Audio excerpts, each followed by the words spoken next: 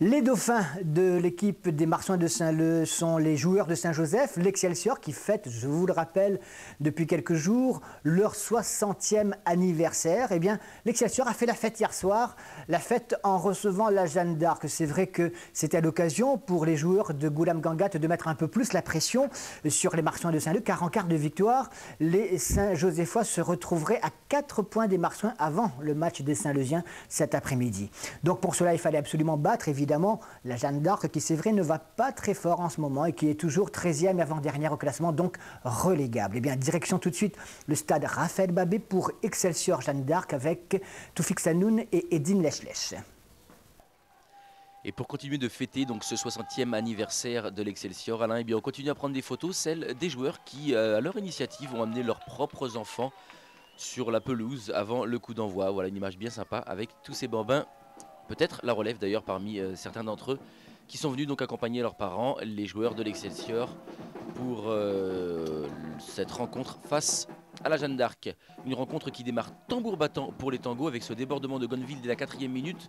Il centre et Grondin est à la réception mais il ne peut ajuster son tir. Fabrice Grondin qui jouait attaquant hier soir, donc il aura joué un petit peu à tous les postes, l'ex-professionnel de la Cannes, un petit peu l'homme à tout faire de cette équipe de l'Excelsior de Saint-Joseph, et il s'en veut. Il aura pourtant sa revanche quelques minutes plus tard.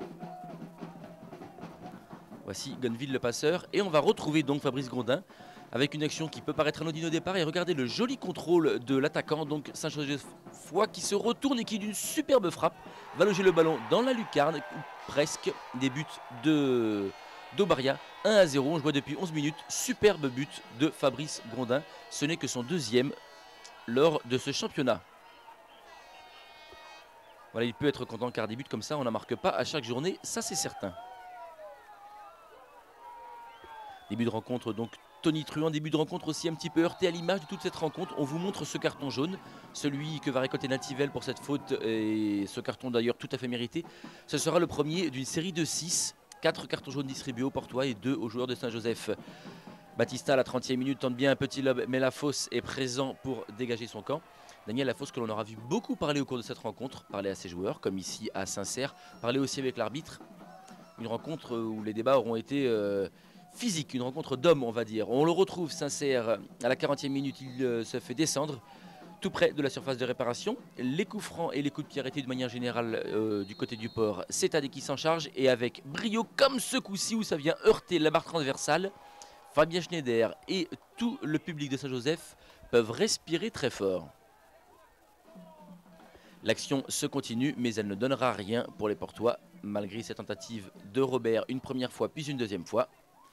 Et la dernière occasion de la mi-temps sera à nouveau pour les Portois avec cette tête de Daniel Lafosse qui est sauvé sur sa ligne par Christophe Lascou. C'est donc sur ce score de 1-0 que l'on atteint la pause. Les deux équipes reviennent animées toujours d'intention offensive. Et c'est, regardez sur cette action, Daniel Lafosse qui va donner l'occasion aux Saint-Josephois d'accentuer le score avec ce penalty. Un penalty que les Portois vont discuter et pourtant vous allez voir sur ce ralenti qu'il n'y a vraiment pas matière à discussion. Évidemment il n'y a pas intention de faire mal mais Lafosse vient couper la course de l'attaquant de Saint-Joseph. Penalty donc c'est indiscutable et c'est Ruffin qui va se présenter pour le tirer. Monsieur Chankoun est très entouré. L'attaquant malgache se présente face à Debaria qui plonge du bon côté. Et Ruffin inscrit son 6e but de la saison sur penalty. Ça change un petit peu du but de la semaine dernière. Souvenez-vous, il avait été inscrit de la fesse face à Youssouf Amadou. Youssouf Amadi, bien évidemment. Voilà, Ruffin qui permet donc à son équipe de mener 2-0. Et Samuel Louise va remplacer Solent. Cette entrée aura toute son importance puisque Samuel Louise, vous allez voir, va avoir un rôle déterminant lors de cette fin de rencontre. On va retrouver Saint-Cyr à nouveau. Saint-Cyr très vif hier soir et qui l'a regardé et auteur plutôt d'une belle chute, je dirais d'une belle figure. Car Aupin est bien derrière lui et effectivement s'il y a un léger mouvement, vous allez voir que l'attaquant portois met du temps avant de se jeter et M. Chankoun se laisse prendre au plongeon de l'attaquant portois. Il accorde un penalty à l'équipe d'Audi Guidon, ce qui fait bien rire Jean-Noël Ajorc Et Samuel Louise, lui, donc qui venait d'entrer, je vous le signalais, inscrit là le premier but des Portois. 2-1 donc pour Saint-Joseph et les Portois qui se dépêchent de ramener le ballon dans le rond central. Ils n'ont pas gagné une rencontre depuis 6 journées de championnat. On comprend que dans leur situation, ils sont avant-derniers, ils aient envie de points et soif de but. La soif de but, elle était présente chez Salomon Kei, très actif, très vif hier soir. Toute l'attaque d'ailleurs portoise a fait preuve de pas mal de brio, de beaucoup de volonté en tout cas, que ce soit Tadej Sylvanus, que ce soit Salomon Kei, très technique et très vif encore une fois. On revoit ici par exemple Robert pour Pierre Kell qui d'une belle reprise de volée mais Schneider à contribution. Donc de beaux mouvements de la part des Portois, mais hélas pour eux, un peu de mal à conclure toute la réussite qu'ils avaient l'année dernière et qui les fuit cette année. Ceci expliquant cela, ils se retrouvent donc avant-dernier. 84e minute. Et regardez cette action qui part d'une attaque de Saint-Joseph. Fabrice Grondin a le ballon. Il n'a pas de solution, il tergiverse un petit peu. Tad vient à sa rencontre et puis Amada fait une faute. Il fait véritablement une faute ici dans son camp. Monsieur Chankoun décide de ne rien siffler. Tadé, lui, envoie le ballon loin devant. Aupin à quelques mètres d'avance sur Louise. Et pourtant, c'est Louise qui passe devant et qui glisse le ballon sous le corps de Fabien Schneider. Samuel Louise, le remplaçant de luxe qui permet à son équipe de revenir à 2 buts partout. Ce sera le score final.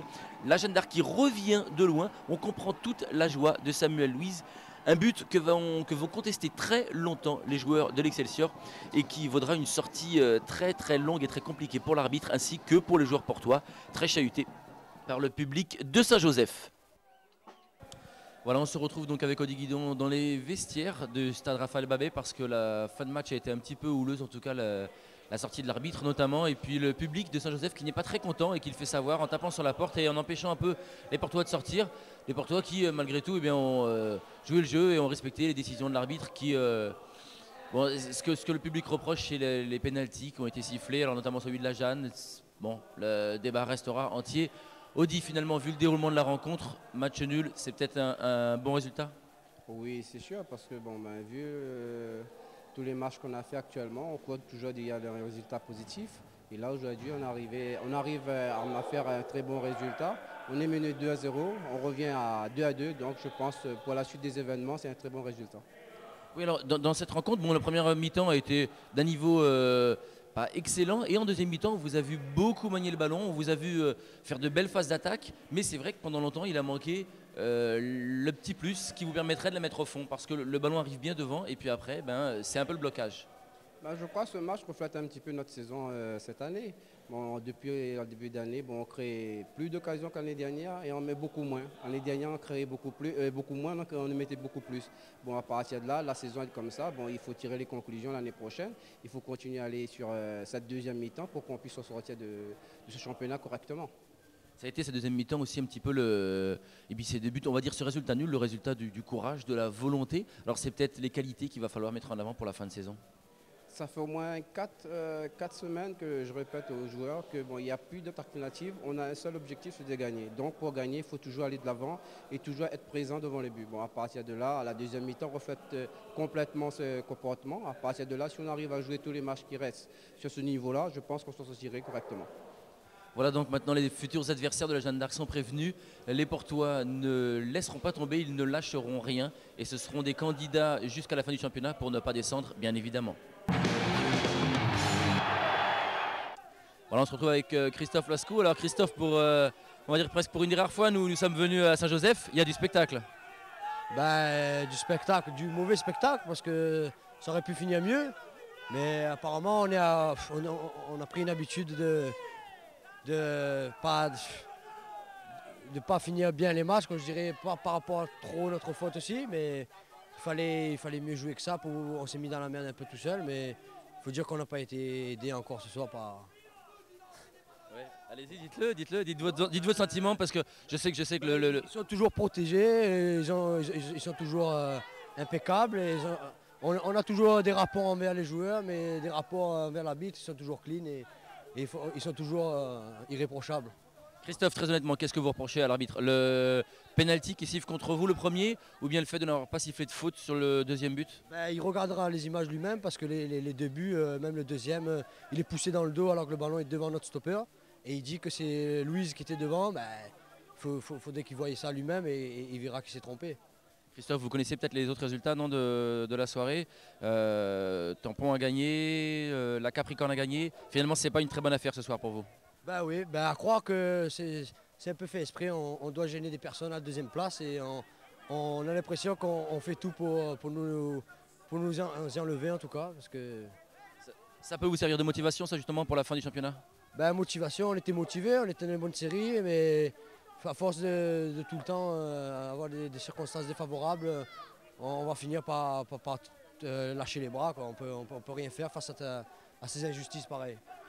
Voilà, donc on le voit, hein, des sentiments différents entre les deux équipes. Merci Christophe en tout cas, et puis bonne chance pour la suite. Les joueurs de Saint-Joseph qui sont un petit peu remontés là sur l'instant et à chaud après cette rencontre.